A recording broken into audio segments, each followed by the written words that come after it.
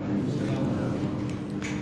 الحمد لله نحمده ونستعينه ونستغفره ونعوذ بالله تعالى من شرور أنفسنا ومن سيئات أعمالنا من يهده الله فلا مضل له ومن يضلل فلا هادي له وأشهد أن لا إله إلا الله وحده لا شريك له وأشهد أن محمدا عبده ورسوله يا أيها الذين آمنوا اتقوا الله حق تقاته ولا تموتن إلا وأنتم مسلمون يا أيها الناس اتقوا ربكم الذي خلقكم من نفس واحدة وخلق منها زوجها وبث منهما رجالا كثيرا ونساء واتقوا الله الذي تساءلون به والأرحام إن الله كان عليكم رقيبا يا أيها الذين آمنوا اتقوا الله وقولوا قولا سديدا يصلح لكم أعمالكم ويغفر لكم ذنوبكم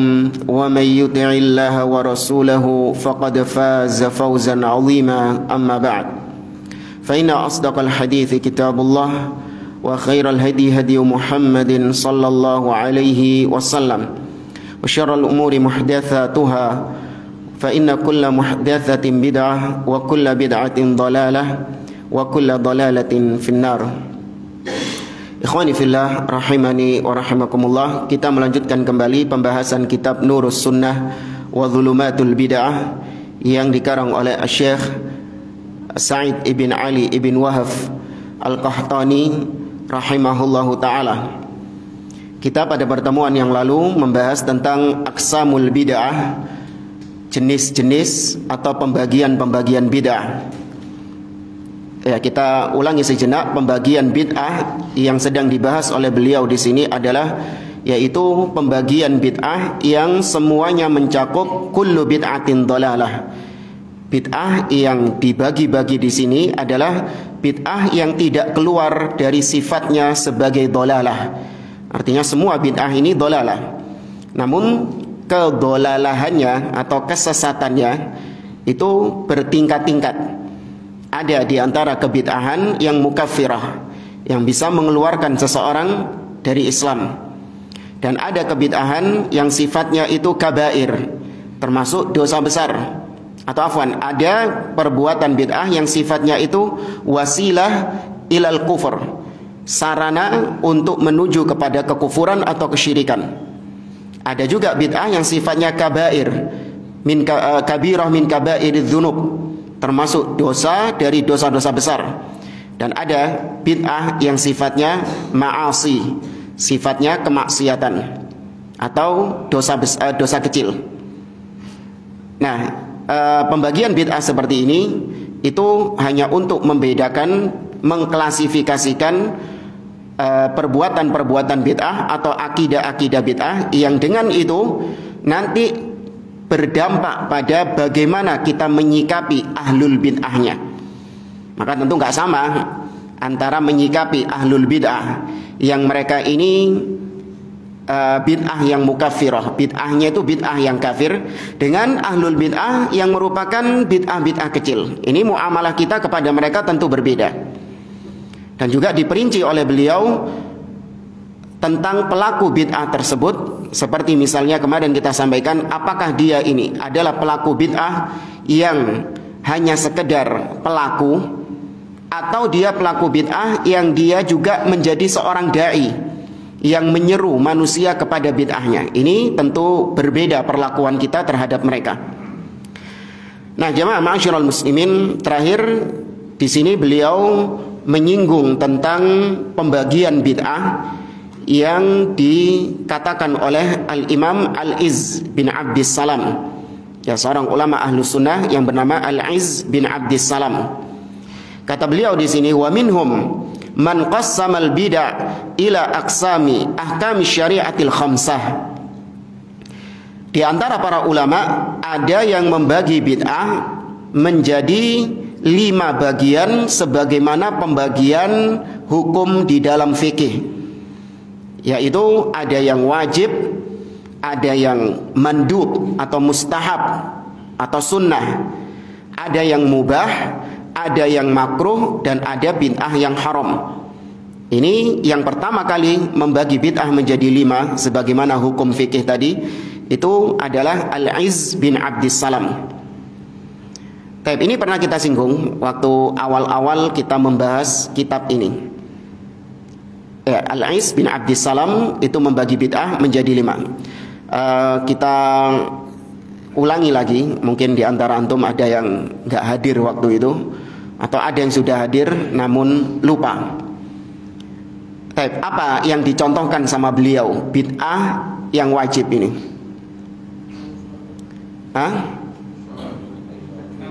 Ilmu bahasa Arab atau ilmu tajwid. Kenapa dikatakan wajib? Karena itu adalah sarana untuk kita bisa memahami kitabullah, sarana untuk kita bisa memahami atau bisa membaca Al-Quranul Karim. Sedangkan kita tahu memahami Al-Quran hukumnya apa? Wajib. Dan tidak ada cara untuk kita bisa paham Al-Quran kecuali dengan belajar bahasa Arab. Dan juga tidak ada cara untuk kita bisa membaca Al-Quran kecuali dengan cara belajar ilmu tajwid. Maka kalau tujuannya wajib, berarti sarananya juga wajib. Karena kaidahnya al-wasilah laha hukmul ghayah. Sarana itu dihukumi sama seperti tujuannya. Kalau tujuannya wajib, berarti sarananya juga wajib. Nah, ini dikatakan bid'ah. Kenapa bid'ah? Karena bahasa Arab, tajwid, ada nggak di zaman Nabi dan para sahabat? Tidak ada. Kenapa tidak ada di zaman mereka? Masih ingat tentang 2 syarat sesuatu dikatakan bid'ah. Ada motivasinya dan tidak ada penghalangnya. Nah, belajar tajwid sama belajar bahasa Arab misalnya, motivasinya nggak ada di zaman Nabi dan para sahabat. Kenapa? Karena mereka sudah sampai tujuan. Mereka sudah ada di tujuan, yaitu mereka orang-orang Arab, sudah paham bahasa Arab meskipun tanpa belajar nahu sorof, tanpa belajar bahasa Arab. Mereka juga bisa membaca Al-Quran meskipun tanpa belajar ilmu tajwid. Maka kalau sudah sampai tujuan, maka nggak perlu ada namanya ilmu untuk mempelajarinya. Ibarat seperti misalnya Anda ingin haji, Anda sudah ada di kota Mekah, maka perlu beli tiket pesawat Surabaya Mekah nggak? Nggak ada Surabaya Mekah, Surabaya Jeddah. Perlu beli tiket pesawat Surabaya Jeddah nggak? Nggak perlu. Cari di Traveloka, cari di tiket misalnya penerbangan Surabaya Jeddah. Loh, Anda sudah di Mekah kok, ngapain beli tiket Surabaya Jeddah? Ini bid'ah yang wajib. Kemudian bid'ah yang sunnah seperti apa misalnya? Bid'ah yang sunnah disebutkan oleh Al-Izz bin Abdissalam, seperti misalnya mendirikan madrasah, mendirikan ma'had, mendirikan pondok-pondok pesantren. Ini disebut mustahab sunnah. Karena belajar ilmu agama itu apakah hanya dari ma'had dan pesantren? Tidak. Dari pembelajaran-pembelajaran lain itu juga bisa untuk mempelajari agama ini. Maka salah satu cara untuk mempelajari agama adalah dengan belajar di ma'had atau pondok-pondok pesantren itu. Maka ini disebut mustahab. Kemudian yang mubah. Apa bid'ah yang mubah? Contoh misalnya seperti yang antum pakai sekarang, pakaian-pakaian antum ini. Ada nggak di zaman Nabi SAW? Tidak ada. Maka berarti iya, itu bid'ah. Namun bid'ah ini adalah bid'ah yang mubah. Termasuk bid'ah yang mubah. Kemudian yang keempat apa? Makruh. Apa contohnya bid'ah yang makruh? Ngerokok. Bukan, rokok bukan bid'ah yang makruh. Kata beliau, bid'ah yang makruh di sini adalah zakhrafatul masajid wa tazyin al-masahif. Seperti misalnya menghiasi masjid dengan ornamen-ornamen. Menghiasi masjid dengan ornamen-ornamen. Masjid itu dibuat kelirnya itu warna-warni. Terus tekelnya itu dibuat emas, atau tekelnya dibuat warna ini, warna ini. Pokoknya begitu masuk masjid itu warna-warni dia itu. Belum lagi tulisan-tulisan kaligrafi yang bulat. Itu yang bikin atau takmir masjidnya suruh baca nggak bisa itu. Wacana apa itu Pak? Wallahu a'lam. Saya pegang masjid sudah ada.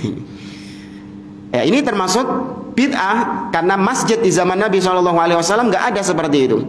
Dan itu termasuk makruh karena tidak ada urgensinya untuk menghiasi masjid dengan hal-hal demikian, bahkan bisa membuat seseorang itu tidak konsen, tidak khusyuk tatkala dia sholat. Ya. Kemudian bid'ah yang haram seperti apa misalnya? Nah, kalau contoh Al-Iz bin Abdissalam, bid'ah yang haram, ya kita sebutkan di sini. Kata Al-Iz bin Abdissalam, bid'ah yang haram, ini seperti bid'ah-bid'ah dalam akidah. Bid'ahnya Jabriyah, bid'ahnya Murji'ah, bid'ahnya Qadariyah, dan yang lainnya. Namun di kesempatan yang lain, Al-Iz bin Abdissalam mengatakan, anna salatar raghaib bid'atun munkaratun wa anna hadithaha kadzibun ala Rasulillah sallallahu alaihi wasallam. Ini disebutkan oleh Al-Iz bin Abdissalam, dinukil oleh Imam Asy-Syatibi dalam kitabnya Al-I'tisam. Kata beliau, salat raghaib, tahu salat raghaib? Salat yang dilakukan di bulan apa? Oh, bukan, Rajab. Ya, di malam Jumat pertama di bulan Rajab antara maghrib dan isya, dengan kaifiyah yang nyeleneh. Di antara ulama yang memperingatkan tentang bid'ahnya salat raghaib ini adalah Al-Imamun Nawawi rahimahullahu taala dalam kitabnya Al-Majmu' Syarah Al-Muhadzab. Dan juga Al-Iz bin Abdissalam mengatakan bahwa salat raghaib bid'ah yang mungkar. Hadis-hadis yang berbicara tentang bid'ah raghaib, salat raghaib, itu semuanya adalah dusta atas nama Nabi SAW. Bahkan Imam Nawawi mengatakan salat raghaib bid'atun mungkaratun qabihatun asyaddal ingkar. Salat raghaib itu adalah bid'ah yang mungkar lagi jelek dengan kemungkaran yang parah. Ya, Imam An-Nawawi rahimahullah ta'ala. Maka Al-Iz bin Abdissalam, kalau kita lihat contoh-contoh yang diberikan oleh beliau dari 5 bid'ah tadi, bid'ah wajib, bid'ah sunnah, mubah, makruh, haram, ini semua maksudnya bid'ah dari sisi apa? Bahasa. Tapi ucapan Al-Iz bin Abdissalam ini sering dibawa oleh para pendukung bid'ah hasanah, bahwasanya tidak kullu bid'atin dolalah, tidak semua bid'ah itu sesat. Ada bid'ah yang sunnah, ada bid'ah yang wajib. Nanti juga ditambahkan ucapan Imam Syafi'i, al bid'atu bid'atan, bid'ah itu ada 2, bid'ah yang mahmudah dan bid'ah yang madzmumah, bid'ah yang terpuji dan bid'ah yang tercela. Nah, itu didengung-dengungkan oleh para dai-dai yang membela adanya bid'ah hasanah. Di antaranya seorang dai ustadz yang katanya tobat dari salafi, yang ngaku-ngaku sebagai muridnya Syekh Muhammad bin Shalih Al-Utsaimin, namun akidahnya melenceng dari akidahnya Syekh Muhammad bin Shalih Al-Utsaimin. Dari Malang sana itu paling seneng bawakan masalah ini. Ya, kemana-mana ngisinya bid'ah itu tidak semuanya sesat, tapi ada bid'ah yang mahmudah, bid'ah yang terpuji, ada bid'ah yang tercela. Al-Iz bin Abdissalam membagi bid'ah menjadi 5. Berarti tidak semua bid'ah. Syekh Utsaimin gak pernah seperti itu. Tapi kalau kajian, Masya Allah, yang terpampang di namanya apa? Murid Syekh Muhammad bin Shalih Al-Utsaimin, menjual nama ulama ahlu sunnah wal jamaah untuk melariskan kesesatan-kesesatannya. Ya, padahal katanya tobat dari salafi. Baik. Dalam kesempatan yang lain, Al-Iz bin Abdissalam dalam salah satu fatwanya, beliau menyinggung tentang salam-salaman setelah sholat. Afwan, bukan salam-salaman setelah sholat. Beliau menyinggung tentang mengusap wajah setelah sholat, setelah berdoa. Ya, kata beliau, wala yamsah wajahahu biyadaihi akibat doa illa jahil. Tidaklah orang yang mengusap wajahnya setelah berdoa melainkan dia orang yang jahil. Maka kalau kita lihat Al-Iz bin Abdissalam, fatwa-fatwanya itu nggak ada yang mendukung adanya bid'ah hasanah. Oh, nggak apa-apa, itu kan baik, niatnya kan baik, itu bid'ah hasanah. Padahal beliau sendiri membagi bid'ah menjadi 5. Tapi bersamaan dengan itu beliau termasuk orang yang keras menentang kebid'ahan-kebid'ahan. Ya. Namun bersamaan dengan itu, kata penulis di sini di kitab Nurus Sunnah, hadza taqsim mukhalifun liqaulihi sallallahu alaihi wasallam.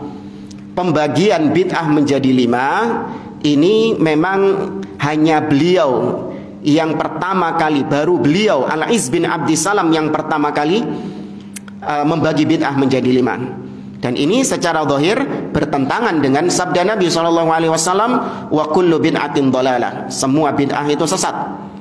Wa qad radda ala hadha taqsim al-Imam Syatibi rahimahullah ba'da an dzakara taqsim wa sahibahu. Dan pembagian bid'ah menjadi 5 ini dibantah oleh al-Imam Syatibi dalam kitabnya Al-I'tisam. Ya, kalaupun tetap dipaksakan ada bid'ah yang 5, maka tadi itu bid'ah secara apa tadi? Bahasa. Ya. Kemudian kata beliau, kata Imam Asy-Syatibi dalam kitabnya Al-I'tisam, wal jawab anna hadha taqsim amrun mukhtara'un la yadullu alaihi dalilun syar'iyyun. Kata beliau, jawaban tentang hal ini, pembagian bid'ah menjadi 5 ini, bahwasanya pembagian tersebut adalah amrun mukhtara', perkara yang dimunculkan, perkara yang diada-adakan. La yadullu alaihi dalilun syar'i, tidak ada dalil syar'i yang menunjukkan akan pembagian bid'ah menjadi 5 tadi. Bal huwa fi nafsihi mutadafi'. Bahkan pembagian bid'ah menjadi 5 itu adalah perkara yang kontradiksi. Li'anna min haqiqatil bid'ah alla yadulla 'alaiha dalilun syar'i. Karena hakikat bid'ah itu adalah tidak adanya dalil syar'i. Itu hakikat bid'ah itu adalah gak ada dalilnya. La min nususis syara' wala min qawaidihi, tidak ada dalil dari syariat, dari dalil-dalil Al-Quran dan Sunnah, tidak pula dari kaidah-kaidah pendalilan. Idh law kana hunaka ma yadullu minasy-syara' ala wujubin au nadabin au ibahatin lamma kana thamma bid'ah. Kalau seandainya ada dalilnya, ini bid'ah wajib, dalilnya ini. Ini bid'ah yang sunnah, dalilnya ini. Maka perlu disifati dalil, perlu dikatakan bid'ah enggak itu? Kalau ada dalil ngapain disebut bid'ah? Paham jemaah? Ya, mengatakan ini bid'ah yang sunnah itu hal yang kontradiksi. Karena namanya bid'ah pasti nggak ada dalil. Bagaimana Anda mengatakan bid'ah saya ini ada dalilnya? Loh, ojo ngomong bid'ah nek ngono. Maka berarti itu bukan bid'ah. Maka aneh bid'ah hasanah itu, kata mereka ada namanya bid'ah hasanah. Loh, bid'ah hasanah gimana? Ada dalilnya, kata mereka bid'ah hasanah itu. Loh, kalau ada dalilnya, jangan mengatakan itu bid'ah hasanah, tapi katakan itu sunnah. Ini maksud beliau mutadafi', kontradiksi. Walakana al-amalu dakhilan fi umumi al-a'malil ma'muri biha. Dan mengamalkan hal tersebut, kalau memang ada dalilnya, mengamalkan hal tersebut termasuk di antara mengamalkan perkara-perkara yang memang diperintahkan. Awil mukhayyar fiha, atau perkara yang kita diberi pilihan untuk melakukannya atau meninggalkannya, yaitu perkara sunnah. Fal jam'u baina kauni tilkal asya'i bid'an wa baina kaunil adillah tadullu ala wujubiha au nadabiha au ibahatiha jam'un baina mutanafiyain. Maka kata beliau, menjamakkan, menggabungkan antara bid'ah yang wajib sunnah atau bid'ah yang mubah dan dalil yang menunjukkan tentang bid'ah tadi, ini ketika digabungkan jadi satu, ini adalah penyatuan yang bertolak belakang, penyatuan yang mutanafiyah. Mutanafi itu artinya nggak bisa disatukan. Bid'ah tapi ada dalil, ini nggak bisa disatukan. Ini paham maksudnya ya? Iya. Sama seperti misalnya warna hitam dan putih, bisa disatukan? Bukan disatukan dalam artian ada satu kertas, ini hitam, ini putih. Enggak. Kertas tersebut semuanya full color, itu hitam dan putih jadi satu. Enggak bisa. Kalau hitam ya hitam, kalau putih ya putih. Sesuatu yang enggak bisa digabungkan. Apalagi ya? Di perjalanan sini banyak perkara-perkara yang nggak bisa disatukan. Oh ya, antara al-harakah was sukun. Ya, menggabungkan antara gerak dan diam. Bisa? Hah? Bisa nggak? Seorang itu, dia itu dikatakan gerak tapi sekaligus juga diam. Fulan ini dia itu banyak bergerak dan diam dalam satu waktu. Masuk akal nggak? Masuk akal. Kalau gerak ya gerak, kalau diam ya diam. Nah, maka menggabungkan dua hal ini adalah penggabungan yang bertolak belakang. Adapun bid'ah yang makruh dan bid'ah yang haram, famusallamun min jihati kauniha bid'an la min jihatin ukhra. Adapun bid'ah yang makruh dan bid'ah yang haram, maka ini masih bisa diterima. Karena dari sisi bid'ahnya memang bid'ah itu dibenci, makruh. Dan bid'ah itu terlarang. Nah, ini masih bisa diterima. Tapi kalau bid'ah yang wajib, bid'ah yang sunnah, bid'ah yang mubah, dengan dalil ini dan ini penggabungan yang bertolak belakang. Baik, jamaah rahimani wa rahimakumullah. Kemudian kita masuk ke bab yang ke-7, yaitu anwa'ul bid'ah indal kubur. Jenis-jenis bid'ah di kuburan. Ya, jenis-jenis bid'ah di kuburan. Tapi kita tahu kuburan ya, atau tempat pemakaman seorang tatkala dia istilah ya bukan istilah atau istilah syariat adalah menziarahi ya, menziarahi orang yang ada di kuburan. Maka hanya dua fungsi ziarah kubur. Ya, ini untuk membantah statement katanya Salafi, Wahabi itu mengharamkan ziarah kubur. Ini sering didengungkan oleh ahli bidah. Salafi mengharamkan ziarah kubur, Salafi mengharamkan solawat, apalagi Salafi mengharamkan zikir setelah sholat. Nah, ini perlu diperinci. Apa yang kau maksud Salafi mengharamkan ziarah kubur? Kalau yang kau maksud Salafi mengharamkan ziarah kubur adalah ziarah kubur yang syar'i, maka tidak. Salafi mensyariatkannya, Ahlus Sunnah mensyariatkan adanya ziarah kubur itu. Tapi kan kalau engkau maksudkan adalah ziarah kubur yang bid'ah atau ziarah kubur yang syirik, fana'am. Ahlus Sunnah, dakwah salafiyah mengharamkan hal tersebut. Kalau yang kau maksudkan adalah solawat yang diajarkan Nabi SAW, solawat Ibrahimiyah misalnya, maka Salafi adalah orang-orang yang paling menganjurkan kaum muslimin untuk bersolawat kepada Nabi SAW. Bahkan Salafi, Ahlus Sunnah, dakwah salafiyah mengharamkan penulisan solawat dengan saw atau huruf shad. Pernah antum nemui ulama Ahlus Sunnah yang mereka menuduh Wahabi itu nggak suka solawatan? Antum temui mereka ketika menulis sesuatu Muhammad, mereka singkat dengan shad, atau mereka singkat dengan, kalau orang Indonesia, SAW, saw. Pernah lihat antum? Nggak ada. Kalaupun ada, itu kesalahan dari penerbitnya. Karena haram hukumnya menyingkat-nyingkat solawat seperti itu. Tapi justru mereka yang katanya gemar bersolawat, mereka yang paling solawat, apa kalau nyebut Nabi SAW? Sot. Muhammad sot, atau Muhammad saw. Tapi bersamaan dengan itu mereka menuduh Ahlus Sunnah anti solawat. Maka iya, anti solawat yang bid'ah, ya, solawat nariyah atau solawat tibil kulub, apa lagi? Munjiat. Ada apalah, antum apalah. Ya, yang kalau dilihat isinya adalah hulu, berlebih-lebihan kepada Nabi SAW. Maka iya, Ahlus Sunnah, dakwah salafiyah mengharamkan solawat-solawat yang bid'ah, bahkan menjurus kepada syirik kepada Allah Azza wa Jalla. Sekarang kita bicara soal ziarah kubur ini. Ahlus Sunnah menganjurkan untuk ziarah kubur. Namun ziarah kubur itu fungsinya tidak lepas dari dua hal. Yang pertama apa? Mendoakan orang yang telah meninggal. Dan yang kedua, mengingat kematian. Dan itu bisa dilihat dari doa-doa yang diajarkan Nabi berkaitan dengan ziarah kubur. Ya, seperti misalnya doa masuk kuburan.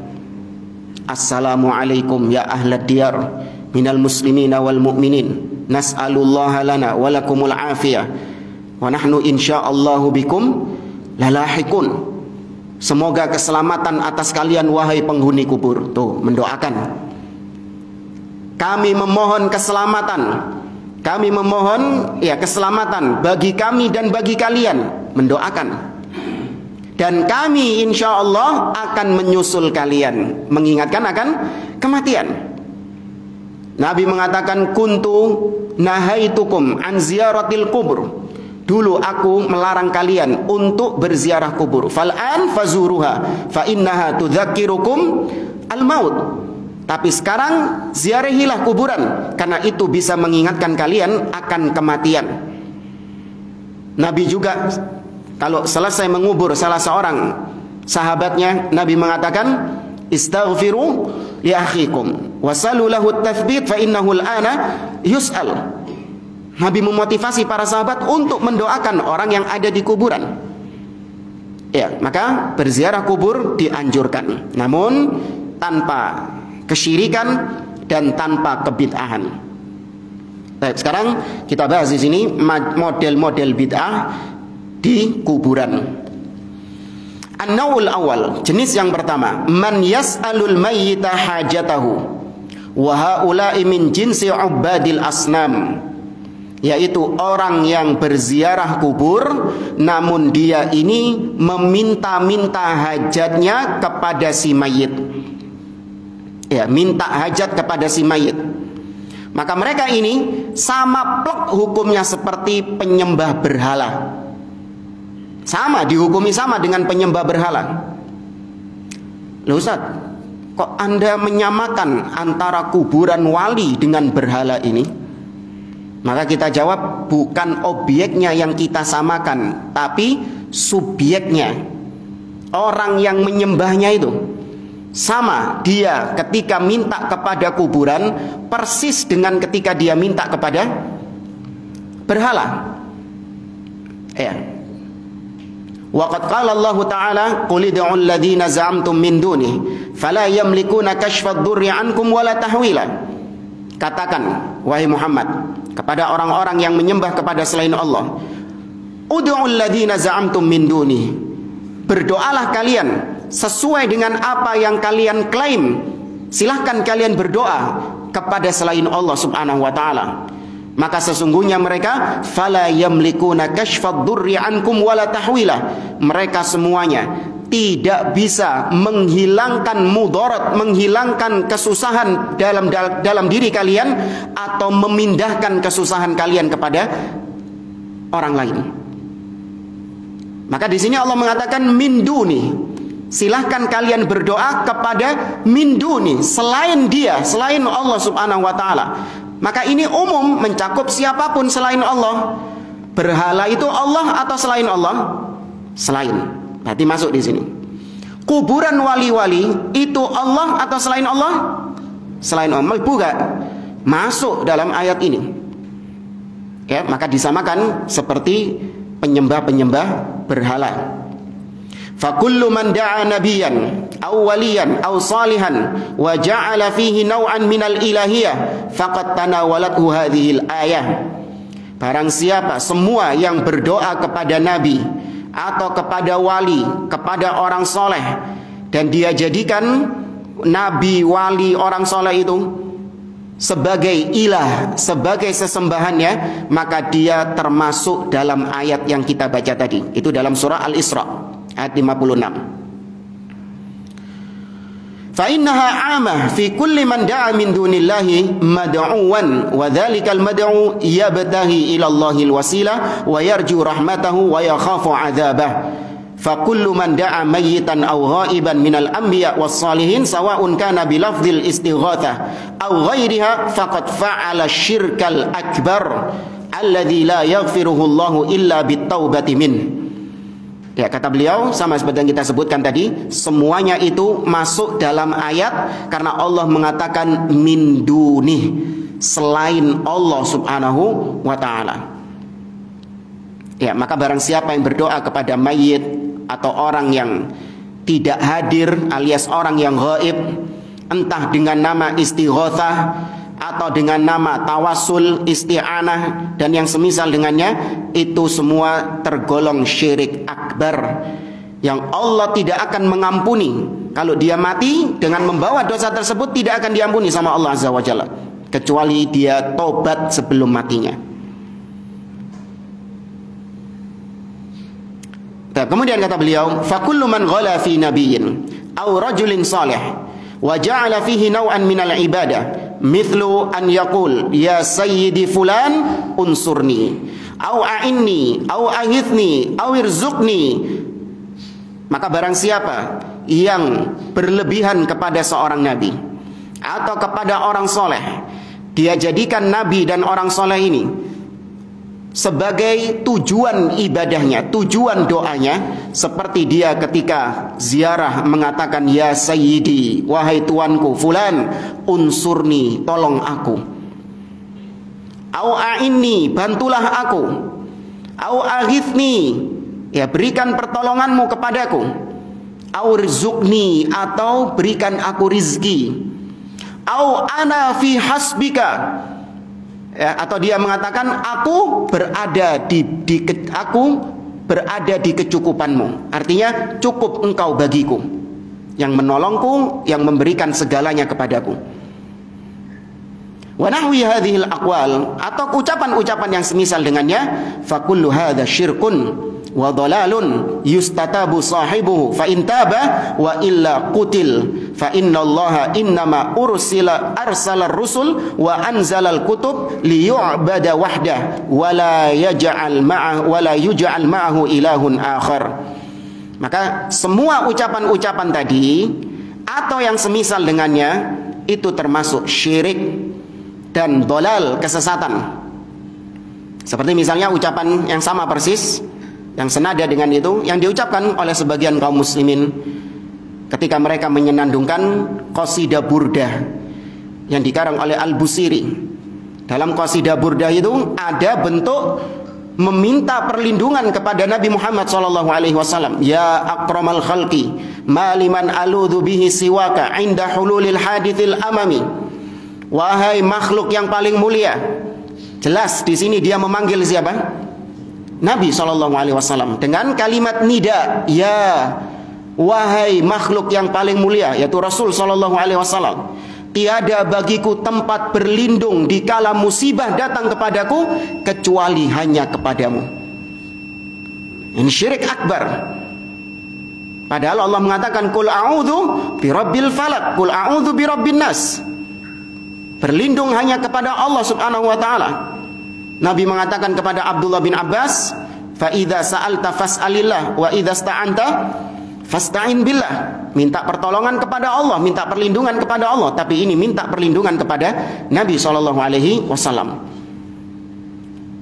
Maka semua termasuk syirik.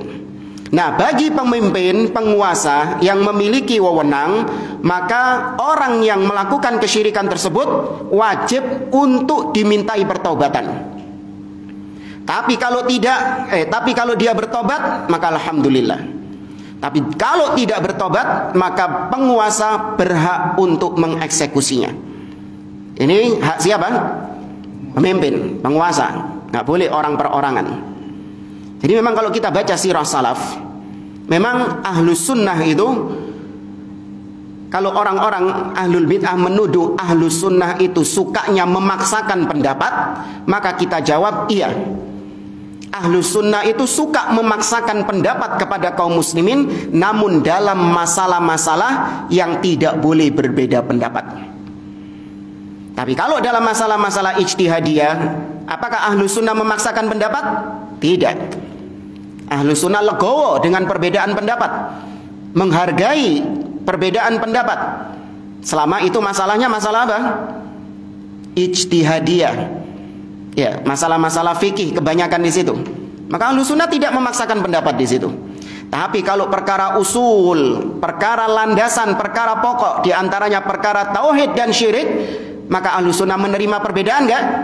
Tidak. Wajib Ahlus Sunnah mengilzamkan mengharuskan kaum muslimin berakidah seperti akidahnya Ahlus Sunnah. Kalau tidak, maka divonis ahlil bid'ah atau divonis kafir. Kalau Ahlus Sunnahnya ini berkuasa, berhak untuk dieksekusi.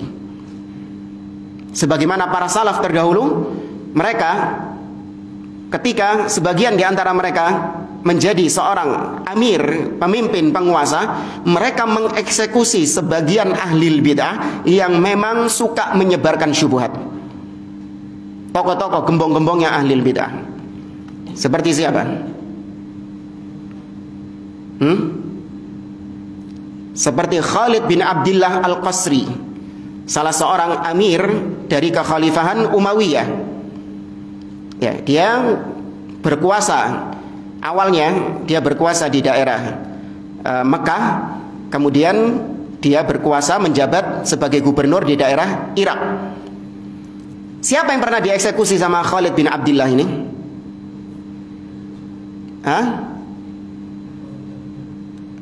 Jaham bin Sofwan? Bukan, gurunya.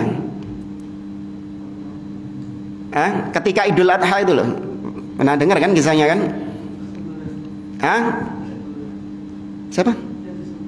Iya, yang disembelih itu. Siapa yang disembelih? Itu wedhus. Iya, tapi memang kelakuannya lebih bejat, lebih buruk daripada binatang memang. Siapa ini? Ja'ad bin Dirham. Ya, Ja'ad bin Dirham ini gembongnya ahlul bid'ah, suka menyesatkan kaum muslimin. Maka Ahlus Sunnah nggak menerima perbedaan, bukan terus kayak sebagian orang sok-sokan, nggak apa-apa menghargai perbedaan. Islam itu rahmatan lil alamin, menghargai perbedaan, kebebasan berpikir. Tidak. Kalau itu perkara usul, ada yang berbeda, maka kalau itu penguasa harus dimintai tobat. Kalau enggak dieksekusi. Ya. Khalid bin Abdullah dengan lantangnya ketika khutbah Id, beliau mengatakan, ayyuhan nas, dhahu taqabbalallahu dhahayakum. Wahai sekalian manusia, ya, silahkan kalian menyembelih hewan-hewan sesembelihan kalian, hewan-hewan kurban kalian. Semoga Allah menerima hewan-hewan kurban kalian. Fa inni mudahhin bi Ja'ad ibn Dirham. Tapi aku hari ini akan menyembelih Ja'ad bin Dirham. Li'annahu qal, karena dia mengatakan annallaha lam yattakhid Ibrahim khalilan wa lam yukallim Musa takliman. Karena dia mengatakan bahwa Allah tidak menjadikan Ibrahim sebagai kekasihnya dan tidak berbicara kepada Musa alaihi salam. Fanazala minal mimbar fadzabahahu. Kemudian dia turun dari mimbar dan disembelih itu Ja'ad bin Dirham. Demikian juga Umar ibn Khattab ketika menjadi khalifah pernah apa istilahnya? Ngepruk. Ngomong ngepruk bahasa Indonesianya apa? Mukul itu kan bukan, kalau ngepruk ini kan pasti kepala ya. Kalau bahasa Indonesia itu apa? Memang kurang kaya kosakatanya bahasa Indonesia ini. Kalau mukul bisa di tempat lain. Kalau mukul kepala itu apa bahasa Indonesia? Ngantem. Nempeleng. Nempeleng biasanya pipi. Bogem, pipi biasanya. Ini kepalanya dikepruk pakai pelepah kurma. Ya, al-arojin an-nakhl. Arojin itu batangnya pohon kurma itu. Antum tahu sendiri bagaimana batangnya pohon kurma itu.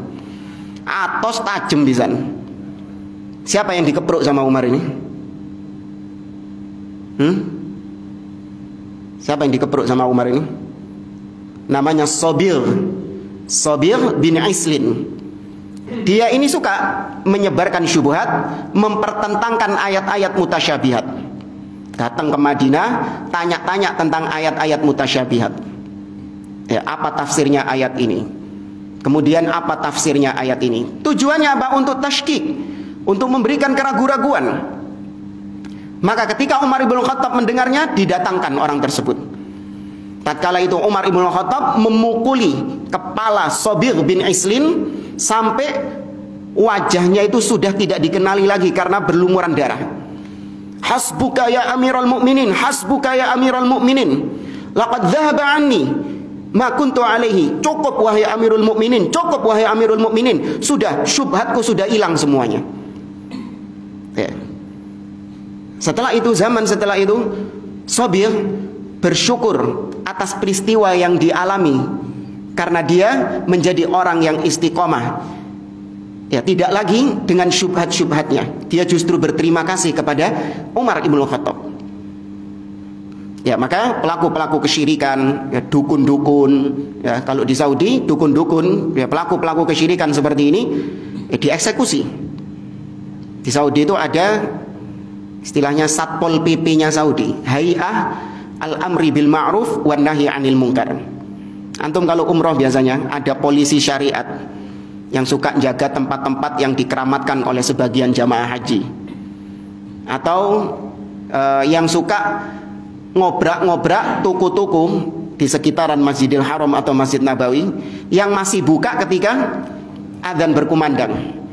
Ya, itu kalau ada yang ketahuan masih buka, langsung didenda dia. Nah, itu polisi syariahnya itu namanya Hay'ah Al-Amri bil Ma'ruf wan Nahyi 'anil Munkar.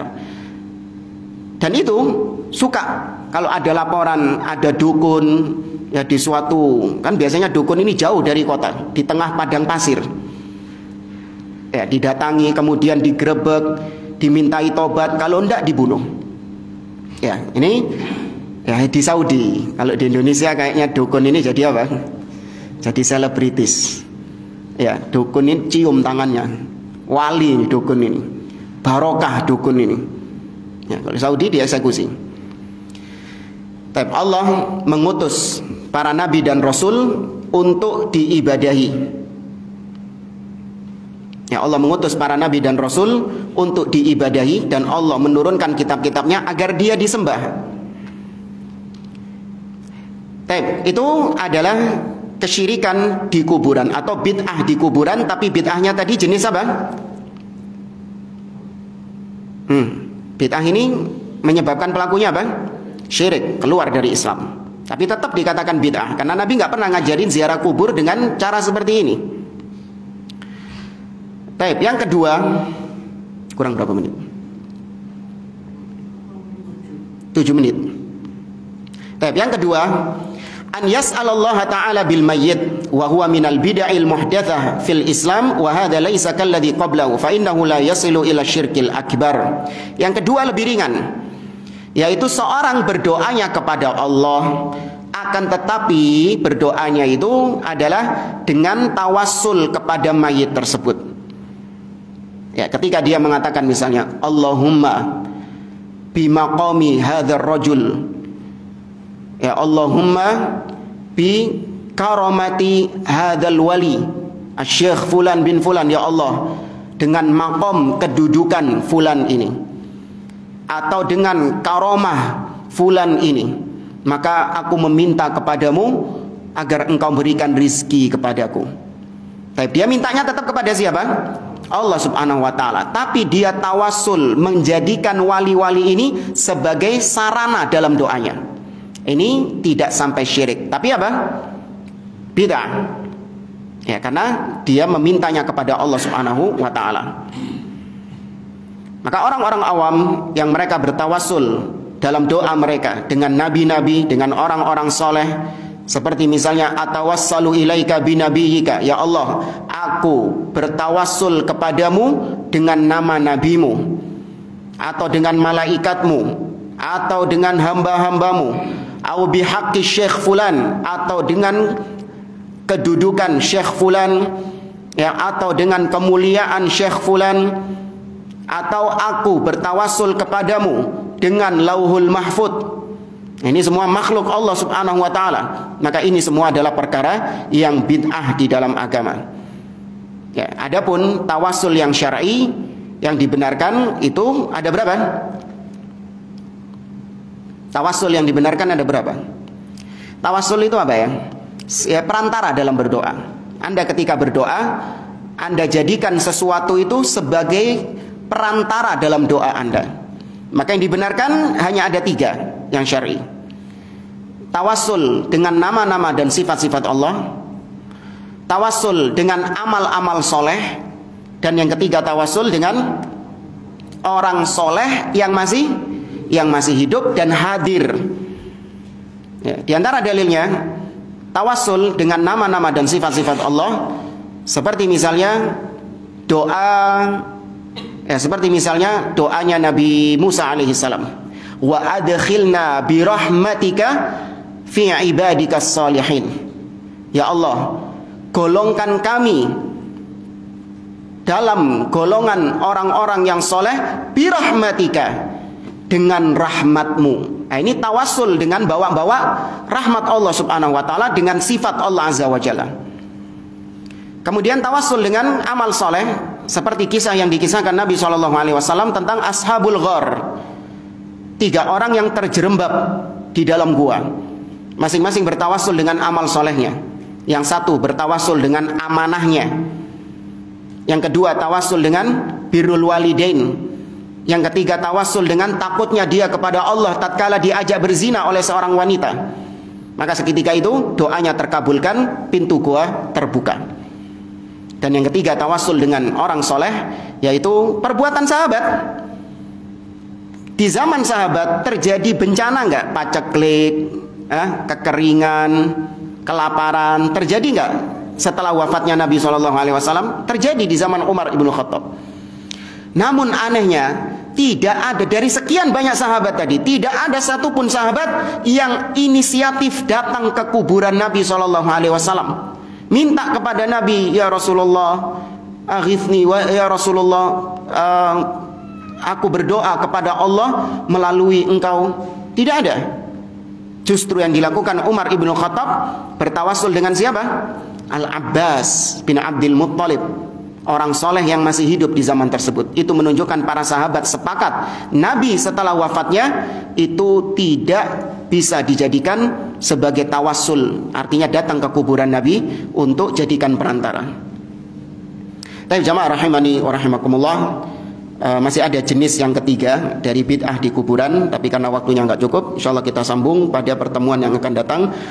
Wallahu ta'ala a'lam. Aqulu qouli hadza wa sallallahu ala nabiyyina Muhammad wa ala alihi wa sahbihi ajma'in.